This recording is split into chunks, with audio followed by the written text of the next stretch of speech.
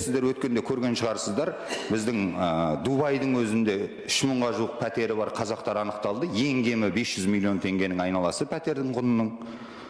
Осы шетелдегі жылжымайтын мүлкі бар адамдарға неге салық қарастырылмаған, неге оларға салық салынбайды? Сол кезде біз олардың жасырылмайтынының барлығын жасыруға бәріне бөгет болатын едік, осы табыстарын. Мысалы, басқа елдерде неге біз олардан салық өндіріп алмаймыз деп сұрап жатсыз.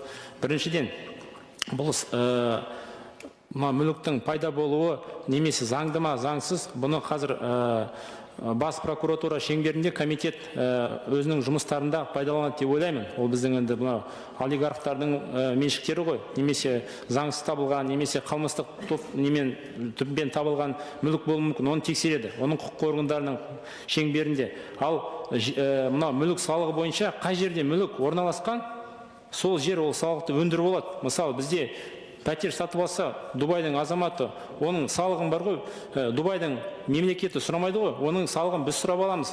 Сондықтан ол салық қай жерде тұрғылықты жер, сол жерден өндіріп алатын. Жергілікті, мысалы, егер ауылда үйіңіз болса, сол районның бюджетіне түсетін салық қой. Сондықтан бұл қаралған жоқ сұрақ.